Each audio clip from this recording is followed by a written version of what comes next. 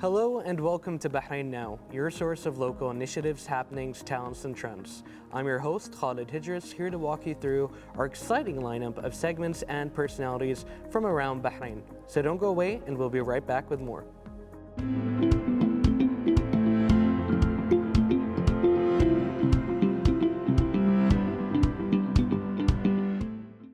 The highly anticipated basketball tournament, the FIBA 3x3 World Tour Manama Masters, is making a thrilling return to the Kingdom of Bahrain during the upcoming electrifying weekend on November 1st and 2nd. The two action-packed days will be filled with intense competition as teams from around the globe battle it out on the court within a vibrant atmosphere brimming with engaging activities, live entertainment, and community spirit. And to talk more about that, we are very pleased to be joined here at the studio by Bahrain Basketball Association Secretary, Mr. Ahmed Hafid. Welcome, how are you doing today? It's such a pleasure to have you. Now, to start us off, I'd like to start by asking you, the FIBA 3x3 Manama Masters is a highly anticipated basketball tournament. What can you tell us about its concept and its significance? FIBA 3x3 basketball, or as it used to be called 3-on-3, is a tournament where initiated, let's say, from street ball, if we like, 3-on-3. It's different from the normal 5-on-5 basketball, but FIBA is promoting that, and it's been doing for the past many years, and it's an exciting competition in its own. The World Tour, which we are hosting, is one of the, if you like, if you want to equate it to Formula One, has a tour and around the world. The FIBA 3x3 World Challenge or World Tour has circuit. Bahrain happens to be one of them. So that's the unique thing about it. It's a 3-on-3. It's played outdoors as opposed to the 3-on-3, which is played indoors. And it's got its own excitement, challenges, unique skill sets and so on. But it's a very, very, fun-based competition, fun-based game that is played and is taking off these days. So. Brilliant. And the FIBA 3x3 Manama Masters is organized actually by the Bahrain Olympic Committee and Bahrain Basketball Association and the General Sports Authority. So can you tell us how each of these institutions play a role in that organization and how their efforts are integrated to ensure the tournament's success? Yeah, there is a High Council for the organizing committee's High Council headed by His Highness Sheikh Isa bin Ali Al Khalifa, and it comprises, as you said, Olympic Committee, General Sport Authorities and Bahrain Basketball, as well as representatives from tourism industry, from the various people taking care of the event management and holding the event. So that committee is coordinating between the three areas, each one doing their roles. For example, the basketball Federation is doing its contacts and logistics for the incoming players, the incoming officials, with the help of General Sport Authority and Olympic Committee. So each one doing their role. For example, the General Sport Authority are responsible for things about the venue, provision of all the entertainment sort of hubs and so on, coordinating all of that. So all the committees are working together to make that event happen and successfully as it did last year. It's brilliant to see how they're all coming together to facilitate this tournament, and its success, I'm sure, is going to be absolutely brilliant. Now, the tournament will also feature some of the best 3x3 basketball teams from around the world, and they'll be going head-to-head in I'm sure we all know how thrilling this is going to be, right? So can you tell us a bit about the participating teams from Bahrain and the other countries? From the World Tour itself, like I said, circle going around the world. When it comes to Bahrain, the top 14 teams in the world will be participating in this edition of Bahrain's World Tour Manama Tour, and it's the top 14 teams. One of the teams happens to be our team, Rufa, which is currently ranked 6th in the world, and it has ranked as high as 4th. So we are excited to see it challenging for the championship here, to winning here. But the top 14 teams, for example, there's 3 teams from China that are in part of top 30 teams. There are 3 teams from Serbia, part of the top 30. So the top 40 has a global representation, if you like, from all walks of the countries that are top in that sport of 3x3. So the top 14 are going to be here. Our team, Rafa, hopefully can win this one. Brilliant. No, I have no doubt that they, inshallah, will be able to win it. Now, it's great to see how many people are interested in this tournament, right? And this is a pretty unique tournament compared to other basketball tournaments. Yes. So could you elaborate a bit more on why that is? The distinct difference, if you like, this is it's an outdoor entertainment, family entertainment. Like basketball is an indoor thing. This is, in terms of the numbers, is 3 versus 3 as opposed to 5 on 5. The uniqueness of skill sets and all of those, the timing and the game management and game technical issues is unique. But with this event, what is unique about it and was entertaining about it is all the facilities, all the entertainments, all the events that are going around it. For a family entertainment, for fans, fan experience areas, all those kinds of things that are happening in the event itself. That's what makes it unique as an event itself, let alone the basketball side of it. Brilliant. So, I mean, there's basically like a little bit of everything for everyone, whether you're involved in the sports side of things, Absolutely. If you want more of a day out with the family, Absolutely, for example. Yes. So I think that's the whole the target of this is to make it a combination of family outing with everything for every member of the family, as well as for the basketball diehard fan who's loves basketball. And by the way, the 3x3 fan base is growing and it's big. There are a lot of people interested in 3-on-3, and we're talking about this level of competition, top 14 in the world. Then there's going to be an interest from the fan base, purely basketball. But there is, let's say, there's something for everyone as a day out, both days plus the other days that are other tournaments happening prior to that as well. And I think that when you have an event that has a little bit for everyone else as well, I think you inadvertently get people interested in the main event of basketball as well. Definitely. There's, like I said, a lot of things. I mean, restaurants, coffee shops, all of those things, stalls have been installed around the place, and so it is truly a family day out as well as basketball and sport. Brilliant. So I'm sure a lot of people are going to be marking the days down on their calendar. Now, how has this iteration of the event, how is it different from any previous iterations? Well, what we've learned from last year, we're going to improve on those. So there's going to be a bigger things from everywhere. And if you're talking about fan entertainment, fan zones, in terms of restaurants, things to do, there's going to be more of those things. As well as the tournament itself, we're expanding on it in terms of not just the main event, but the other accompanying events that are happening, basketball 3x3 related. We're expanding on those because of the success we had last year, so we're building on those.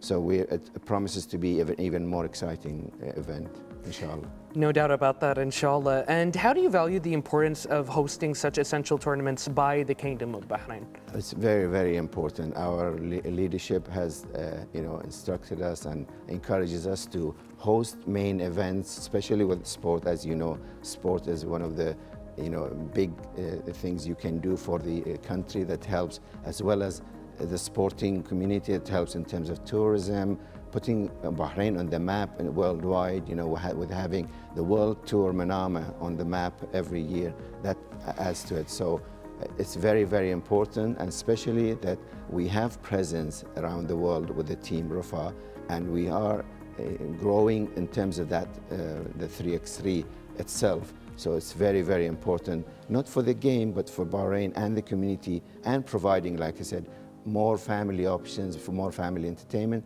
plus even for people from neighboring countries to come and visit and enjoy that weekend of, the event itself and the surrounding events that are ongoing at the same time.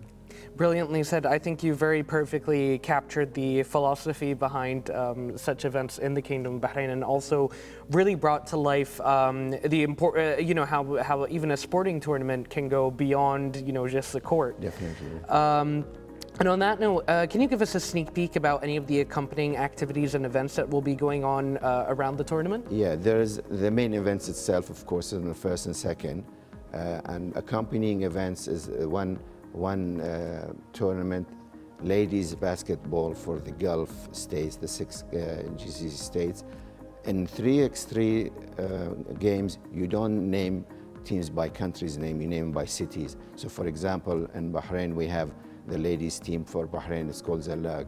In Qatar, for example, it can be Doha and so on. So the 6 GCC nations are participating on a ladies tournament on the 1st and 2nd.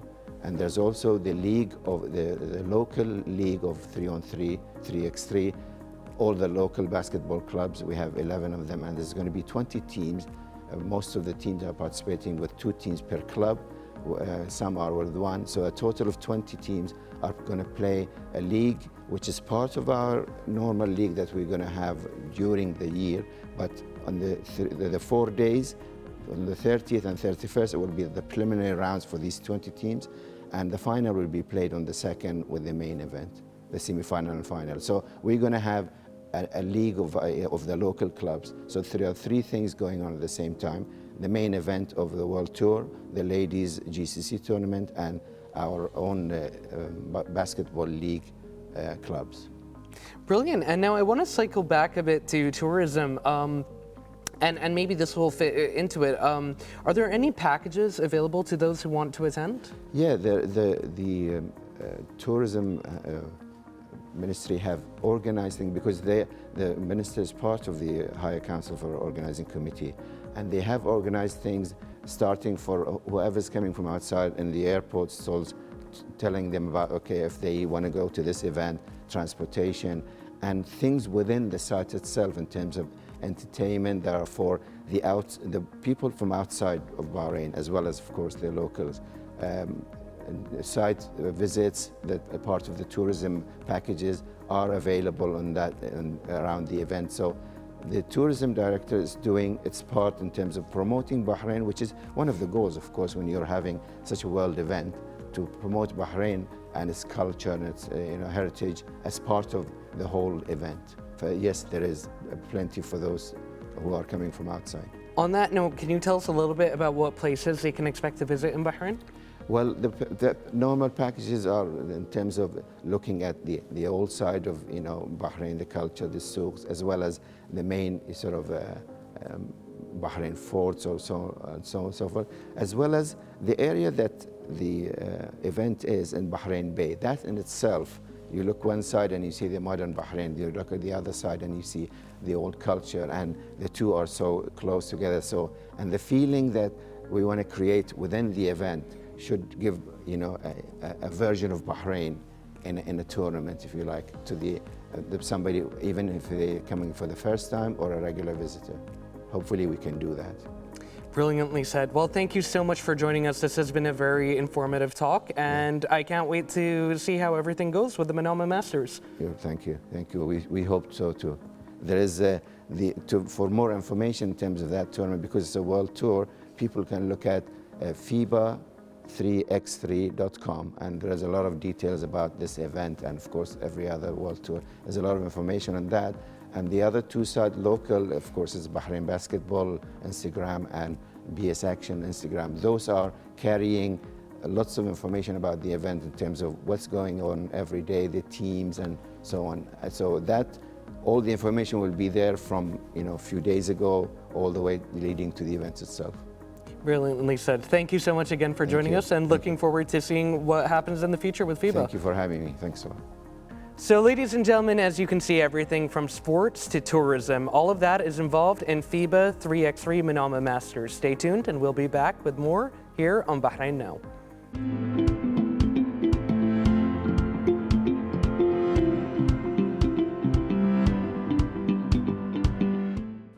Since its establishment in 2020, the Bahrain Esports Federation has been exerting efforts to create a sustainable and thriving esports ecosystem in the kingdom that fosters growth, competitiveness, and inclusion, as the Federation envisions a future where esports in Bahrain is a well-established and thriving industry, where players and teams have access to state-of-the-art facilities, technology, and training programs. As part of the Federation's constant achievements, the coach of national eFootball team and member of the Federation's committee, Mr. Mohammed Khalid Al-Rawaihi, became the first Bahraini to obtain a master's degree in Esports Management and Gaming from ITTI Sports Institute. And to talk more about that, we are pleased to welcome him here at the studio. Welcome, how are you doing? Thank you very much. I'm good, alhamdulillah. It's a real pleasure to have you. Now, before we dive into our discussions, I just want to ask you a question. In our culture, it is very difficult to convince your parents to do anything related to education when it's related to something like gaming. So to start us off, how did you manage to convince your family that this was a good investment? Right, very great question. Just before we start, if I may, I would like to first especially thank His Highness Sheikh Nasser bin Hamad Al Khalifa, representative of His Majesty for Humanitarian Works and Youth Affairs, and Chairman of the Supreme Council for Youth and Sports, and also His Highness Sheikh Khalid bin Hamad Al Khalifa, the First Deputy Chairman of the Supreme Council for Youth and Sports, Chairman of the General Sports Authority, and President of the Bahrain Olympic Committee, for their unwavering support and the pivotal role they play in the continuous development of the sports sector in the Kingdom of Bahrain in general, and also specifically for their continuous support to the esports sector. I would also like to thank Bahrain Esports Federation, led by His Excellency Mr. Hussein Al-Kohiji, also for their continuous support to the development of the professional players and coaches in the Kingdom of Bahrain. So it's a very great question that you've asked. I believe that's a common understanding nowadays that esports negatively influences, or video games negatively influence the teens and young adults. I believe that we as humans are stimulated through different manners, right? So we can be stimulated through physical exercises. Some people prefer mental stimulation, by reading, playing video games, playing chess, board games. And I believe that finding the right balance between physical exercises and mental stimulation activities is key for a person to reach his highest potential. Sports exercises help to develop our physical health, but esports and video games help to actually develop our mental health, right? So our human brain has different parts. Each part is concerned with specific function, like logical thinking, creativity, decision making. Maybe we'll have a separate episode to really dive into the details of this, but esports help to develop these parts of the brain, because the professional players are constantly exerting these functions of their brains. And that's why you'll notice that gamers are usually very good at other aspects of life, because their intelligence is higher through these exercises that constantly develop their mental stimulation. So it's about finding balance, basically, between all of these activities, rather than just focusing on one and neglecting the others. Brilliantly said, and I think that you touched on a point that there are a lot of skills in video games that are transferable. For example, on talking about management, for example, if you're talking about resources, I mean, that is something that you can that is something that I've stimulated even on a virtual platform. It's something that you can take beyond the computer, beyond the console, as well as for example, a lot of problem solving. I think skills as well. I think that it's sort of like, it's similar to if you're doing a worksheet in something like math, for example, that still teaches your brain to look for solutions. So I think that was very brilliantly said. Now, yes, go ahead. If I may touch upon, you mentioned an excellent point about mathematics specifically. When we discuss about education with our colleagues, you will always hear specifically about mathematics that it's a subject that we don't apply after studies, because at work you don't really do much of the algebras and all that, right?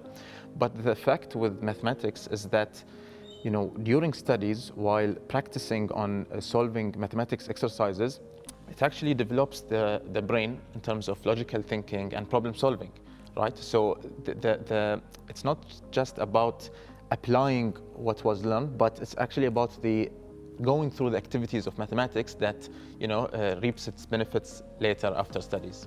Precisely. It's a mindset that you kind of develop and then you take with you beyond whatever realm it is that you've actually stimulated it. Now, going back to that theme of education and everything, we'd like to first of all congratulate you for being the first Bahraini to obtain a master's degree in Esports Management and Gaming. That is quite the achievement. So could you tell us a bit about what that achievement means to you? Thank you very much. I'm very proud to be the first Bahraini to achieve the Masters in Esports Management and Gaming. It's from the ITTI Sports Institute, which is located in Barcelona, in Spain. And the course is delivered in collaboration with the Innovation Hub of FC Barcelona's football club. So it's a collaborative degree.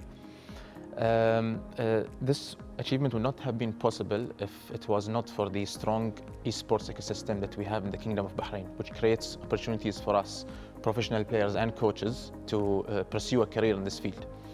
The degree was a challenging one, actually. It ran over a span of 6 months, where we had to attend seminars twice a week. At the end of each module, we had to submit an assignment which was assessed and evaluated by experts, international experts in the field of esports. And what made this degree specifically very attractive is that all the seminars and the assignments were delivered and reviewed by international experts in the field of esports. So we basically had, knowledge shared by people who actually have practical experience in the field of esports. So, sometimes you might have some doubts regarding the possibilities of success in a certain aspect of esports, but it's interesting when we discuss these points with industry experts who give us hands-on experience from what they've went through. And the esports field has grown tremendously over the past few years, and I always like to compare the esports industry with the movies industry. When we watch movies, we normally look at the actors, right? But behind the scenes, there are producers, there are writers, there are legal consultants. So similarly, the esports industry has reached that stage over years ago, and now it's still growing tremendously. So there are game publishers, game developers behind the scenes.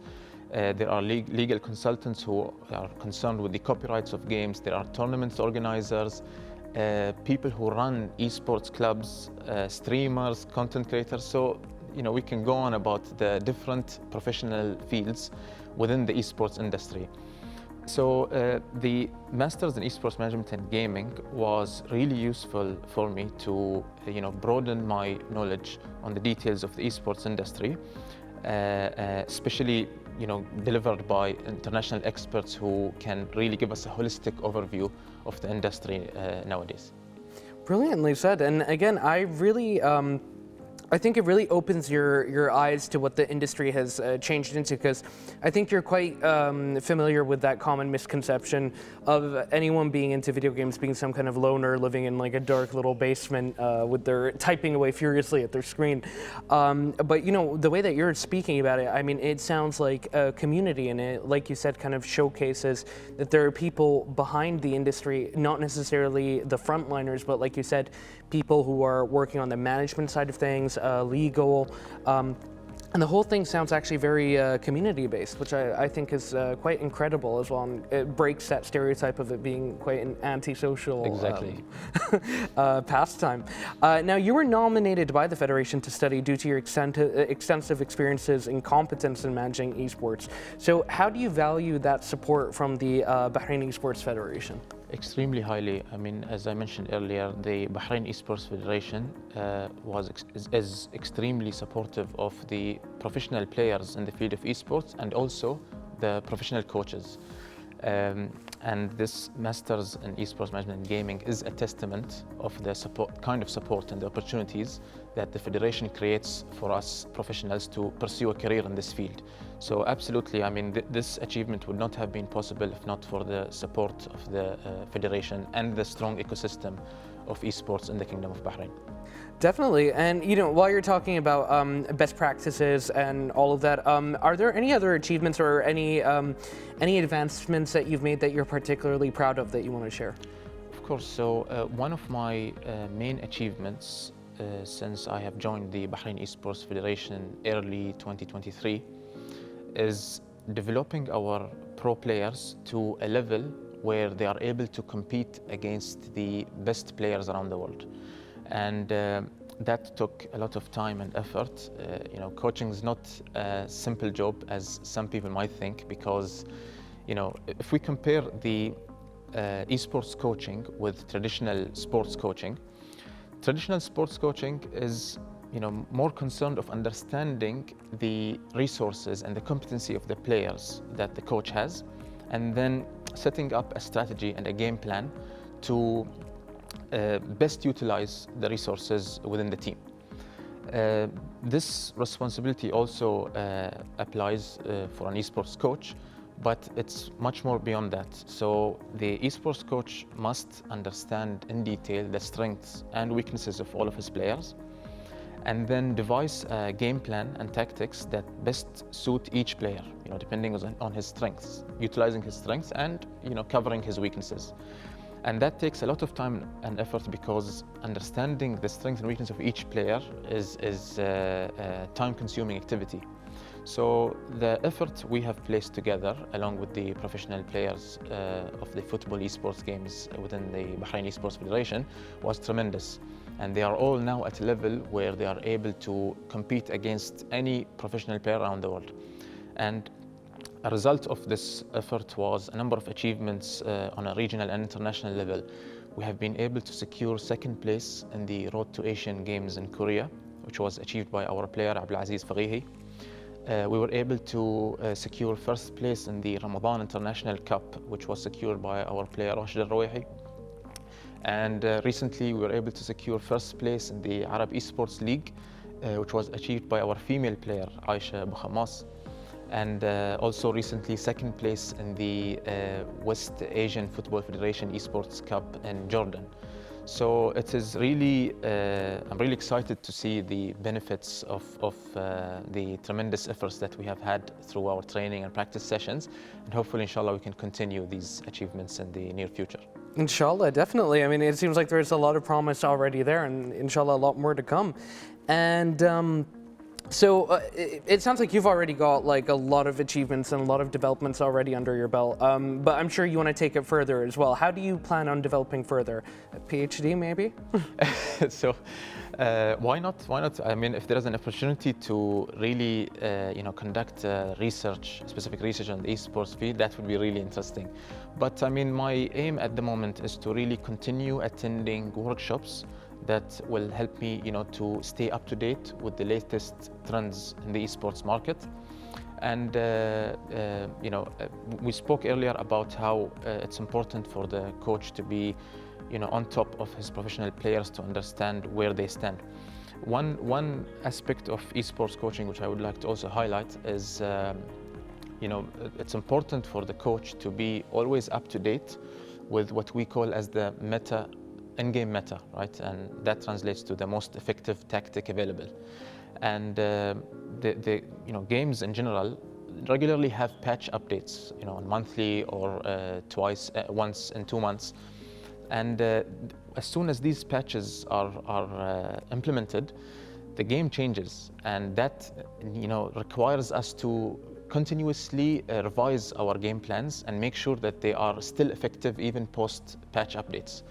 So that is an important aspect for us coaches to continue to focus on, stay up to date with the meta, in-game metas, and then make sure that our players are have adapted to these in-game metas, and if required, we adapt their or modify their tactics and game plans to make sure they can still compete effectively after the patch updates.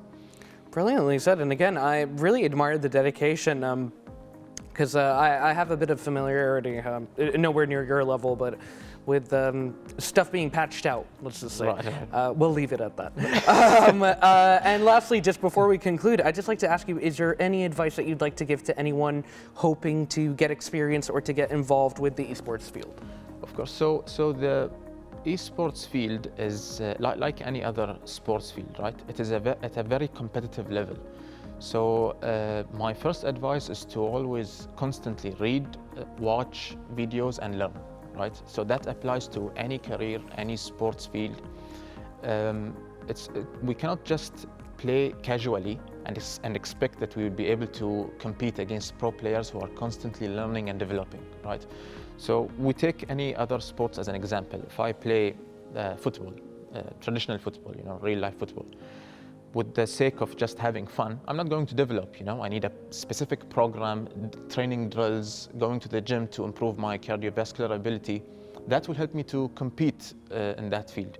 Similarly, in esports, we have to read, watch other pro players, learn about the in-game metas, and then constantly focus on developing our skills so that we are able to compete. So that's my first advice to someone who would really like to pursue a career as a pro player, right? But as we spoke earlier, the esports field is huge. There is also a possibility to be a content creator. There's a possibility to run an esports club, to be a legal consultant within the field. So the opportunities are there.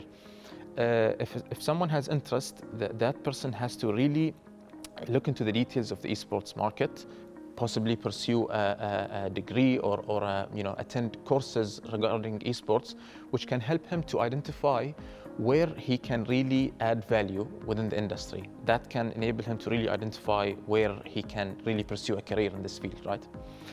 And one other advice also to parents who have children that are passionate with video games, right? As parents, they can best see what their children are good at.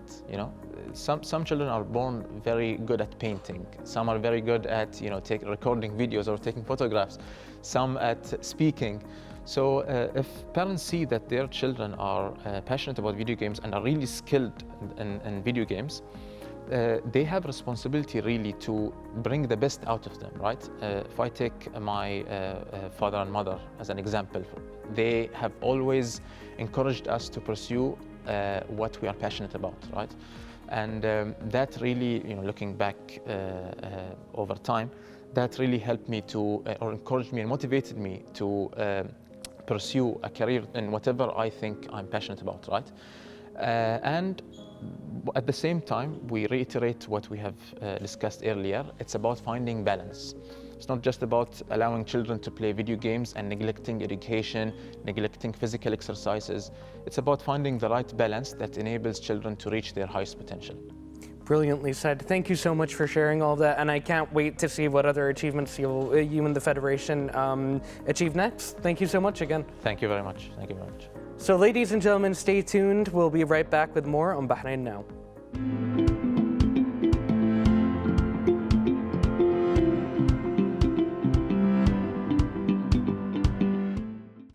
And now, ladies and gentlemen, let's take a look at what's going on beyond the studio in the following report.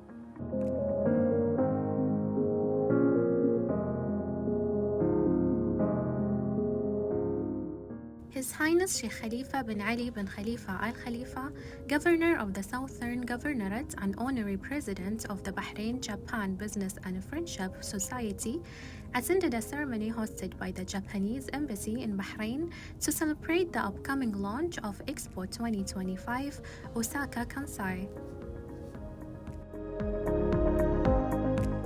Today we are in Japan Embassy event which held in Gulf Hotel. They are presenting Expo 2025, which Bahrain will be part of this big exhibition held in Osaka. Bahrain will be participating in Expo Osaka this year under the name of Connecting Sea. And then this exhibition will be expecting to have 25 million visitors. And we hope doing well in this exhibition.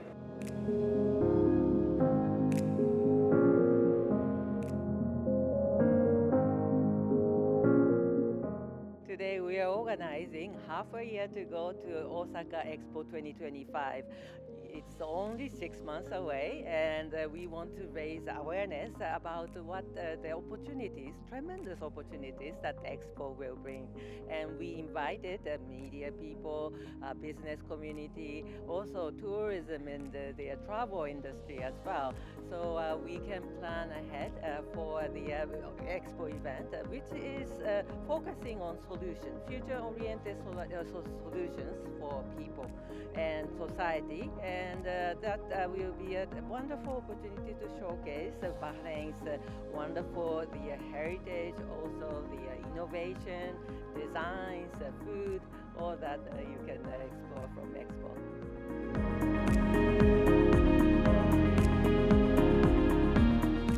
Preparations for the expo were reviewed during the ceremony, and the event will take place on Yomishima Island in Osaka from April 13 to October 13, 2025, under the theme Innovating the Future to Improve the Lives of Communities. Today's event is for the preparation of the Osaka Expo 2025, which will be held in April, and it is showcasing all the benefits of actually participating and looking at the expo. It will be a unique expo where all countries globally are participating with different pavilions, and it is something that I encourage everybody from Bahrain to come and go and see the expo. And as a president of the society, we're encouraging our members to take the benefit of this unique event from Bahrain. So we wish all the luck for the expo event. The evening included cultural events featuring traditional products from Nara Prefecture alongside